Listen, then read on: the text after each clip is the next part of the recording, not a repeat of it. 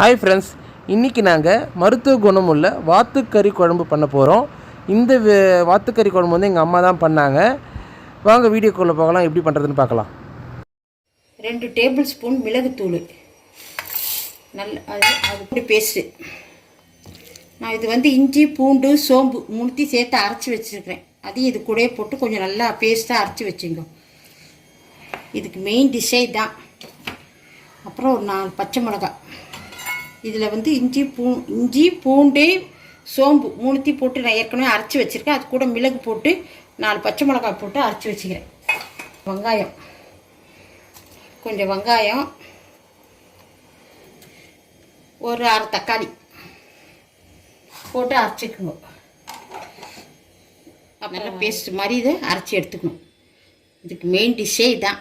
இஞ்சி பூண்டு மிளகு பச்சை மிளகாய் நல்லா பேஸ்ட் மாதிரி அரைச்சி வச்சுக்கணும்.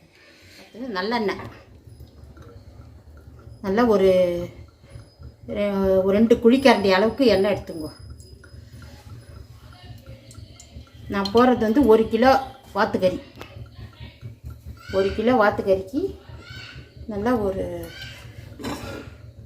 100 ml எண்ணெய் எடுத்துக்கணும். நல்லெண்ணெய். நல்லா 1 ஸ்பூன் கடுகு, 1 ஸ்பூன் கடுகு, 1 ஸ்பூன் உளுத்தம்பருப்பு,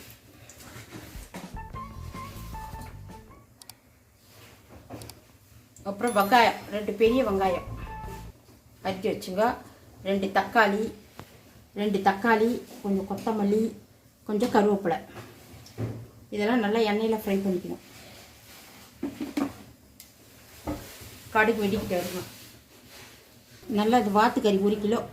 இதை நல்லா மஞ்சத்தூள் உப்பு போட்டு நல்லா கழுவி வச்சுங்க. நல்லா ஒரு 2 ஸ்பூன் மஞ்சத்தூள் போட்டு நல்லா கழுவி எடுங்க. ஏன்னா அது நீச்சு வாசனை வரும். கொஞ்சம் நல்லா கழுவி எடுத்துட்டோம்னா போயிடும். அது ஒரு 3 வாட்டிக்கு நல்லா கழுவிக்குங்க. சோம்பு கொஞ்சம் போட்டுக்கோங்க. ஏற்கனவே அரைக்கிறதுல கொஞ்சம் சோம்பு போட்டிருக்கிறேன். இதுலேயும் கொஞ்சம் சோம்பு போட்டுக்கிறேன். இதுக்கு நல்லா சோம்பு இஞ்சி பூண்டு பேஸ்ட்டு தான் நல்லா வாசனையாக இந்த கறிக்கு. அப்போ தான், ஏன்னா இது வாத்துக்கறி வந்து கொஞ்சம் வாழ்வு. அதனால் மிளகு பூண்டுலாம் இஞ்சிலாம் கொஞ்சம் நல்லா சேர்த்துக்கணும்னா வாழ்வுக்கு நல்லது. ஆனால் உடம்புக்கு நிறைய சத்துலாம் இருக்குன்றாங்க. எதையும் அவாய்ட் பண்ணாதீங்க, நல்லா சாப்பிடுங்க இந்த நேரத்தில்.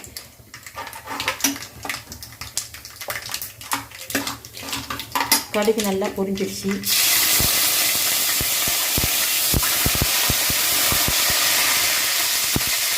கருவேப்பிலை போடுங்க.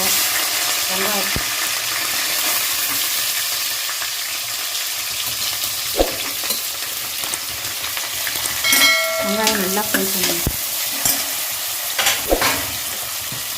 அந்த வெங்காயத்துக்கு கூட கொஞ்சம் உப்பு போடுங்க. ஒரு 1/2 உப்பு போட்டுங்க. அப்புறம் கறி கூட கொஞ்சம் உப்பு போட்டுங்க.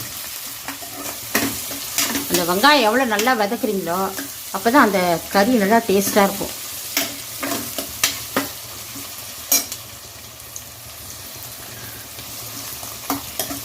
உப்பு போட்டதுனால கொஞ்சம் சீக்கிரம் ஃப்ரை ஆகும் வெங்காயம்.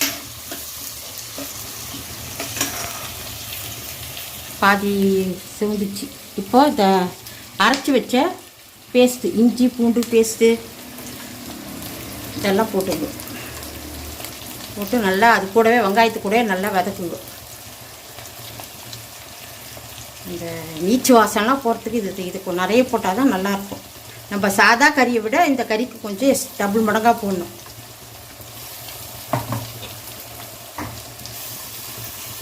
நிறைய வரும். இட்லி தோசைக்கு சப்பாத்திக்கெலாம் கூட தொட்டுக்கலாம். சாப்பாட்டுக்கும் நல்லாயிருக்கும். தக்காளி,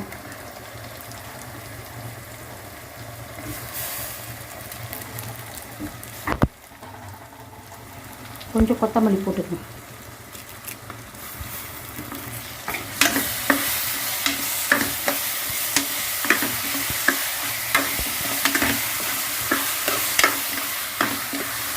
நல்லா அந்த பச்சை வாசனை போகிற வரைக்கும் ஒரு 3 நிமிஷம் நல்லா வதக்குங்க. கொஞ்சம் அடி பிடிக்கும். நல்லா வதக்கி விடணும்.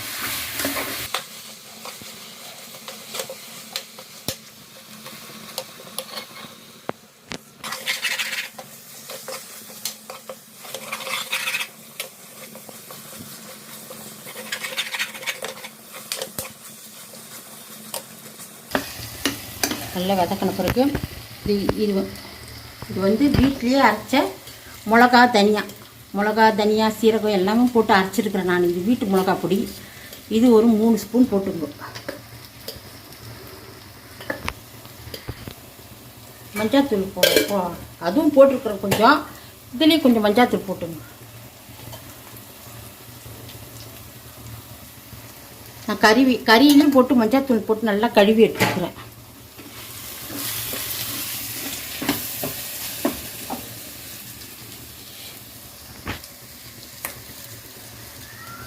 இப்போ கறி போட்டுடலாம்.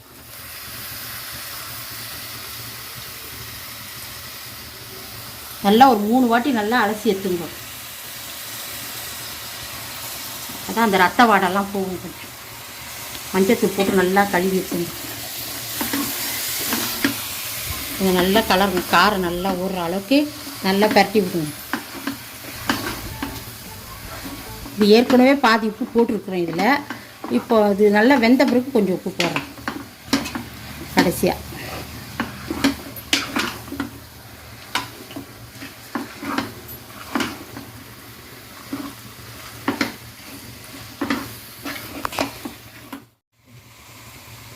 ஒரு 2 டம்ளர் தண்ணி ஊற்றிக்கணும். மிக்ஸி கழுவுன தண்ணியை நல்லா கறி முழுங்குற அளவுக்கு தண்ணி இருக்கணும். அதான் கரெக்டாக பாருங்கள். ஏன்னா ஒரு கறி வந்து நல்லா வேகும் கொஞ்ச நேரம். கொஞ்சம் இளங்கறியாக இருந்தால் சீக்கிரம் வந்துடும். ஒரு இளங்கறியாக இருந்தால் கரெக்டாக இருக்கும் தண்ணி. இது எந்த கறிக்குமே கரெக்டாக இருக்கும். இந்த அளவுக்கு தண்ணி வச்சுங்க. 1 கிலோவுக்கு 2 டம்ளர் தண்ணி ஊற்றுங்க, சரியாக இருக்கும். ஊற்றிட்டு நல்லா ஒரு மூடி போட்டுட்டு நல்லா ஒரு 3லேருந்து 4 விசில் போட்டுட்டு அதுக்கப்புறம் சிம்மில் ஒரு 5 நிமிஷம் அப்படியே வைங்க. கறி நல்லா வெந்துடும். வெந்த உடனே இறக்கி உப்பு போட்டு கொஞ்சம் நல்லா கலவி விடுங்க. அப்புறம் காமிக்கிறோம். நல்லா ஒரு 3-4 விசில் போடுங்க.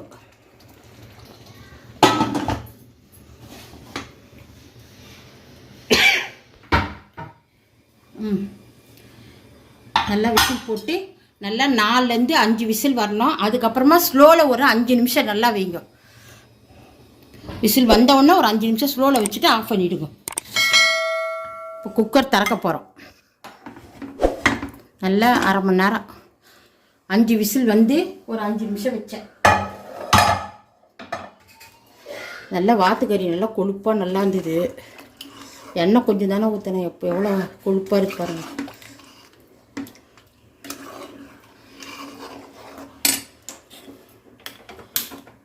இப்போ இந்த நேரத்தில் காரம் உப்பு எல்லாம் டேஸ்ட் பண்ணி பார்த்துங்க. இதில் நான் வந்து வீட்டு மிளகாத்தூள் போட்டேன். அப்படி வீட்டு மிளகாத்தூள் இல்லாதவங்க கடையில் வாங்கி போடுறவங்களா இருந்தால் 2 டீஸ்பூனு மிளகாத்தூள், 3 ஸ்பூனு தனியாத்தூள் போட்டு இங்கே செஞ்சுக்கோ. இதில் உப்பு காரெலாம் இப்போ நல்லா டேஸ்ட் பார்த்துங்க. இப்போ நான் உப்பு போடுறேன் பார்த்துங்க. ஏற்கனவே இந்த அளவுக்கு உப்பு போட்டேன். இப்போ இந்த அளவுக்கு மறுபடியும் போடுறேன். இது நல்லா கிரேவியாக சுண்டுற வரைக்கும் ஒரு 5 நிமிஷம் நல்லா கொதிக்க வச்சு இறக்கிடுங்க. அவ்வளோதான். இதில் வந்து தேங்காயெலாம் கொஞ்சம் பேர் ஊற்றுவாங்க. தேங்காயெலாம் ஊற்றாதீங்க. இதுக்கு மெயின் வந்து அந்த காரம் நல்லா ஊறினா தான் அதோட வாழ்வு அந்த இதுவெல்லாம் போகும். புரியுதுங்களா? அதனால் இது வந்து நல்லா 4 விசில் வேக வைங்க. நல்லா கறி வெந்துக்குதான்னு பார்க்குறேன். இப்போ பாருங்கள், நான் நல்லா 5 விசில் வச்சேன். நல்லா வெந்துக்குது விசிலும். அந்த அப்புறமா சிம்பில் ஒரு 5 நிமிஷமும் நல்லா வச்சுட்டு திறந்து பாருங்கள். நல்லா வெந்துச்சு. அவ்வளோதான். இது நல்லா ஒரு 5 நிமிஷம் கொதிக்க வச்சு இறக்கிடுங்க. கிரேவியாக வேணும்னா இப்படியே இறக்கிடுங்க. இன்னும் கொஞ்சம் கறி நல்லா வறுத்தா மாதிரி வேணும்னா இதையே இன்னும் ஒரு 10 நிமிஷம் அப்படியே வச்சு வறுத்துருங்க. நல்லா வறுத்தா மாதிரி ஆகிடும். சுண்டி நல்லா வறுத்தா மாதிரி ஆகிடும். இது குழம்புக்கு நாங்கள் சாப்பாட்டுக்கு ஊற்றிட்டு போகிறோம். அதனால் நாங்கள் இப்படியே இறக்கிடுறோம். கடைசியாக கொஞ்சம் கொத்தமல்லி போடுவோம். எல்லாமே கரெக்டாக இருக்குது. நான் இந்த பதத்தில் தான் இருக்குது. பார்த்துக்கலாம்.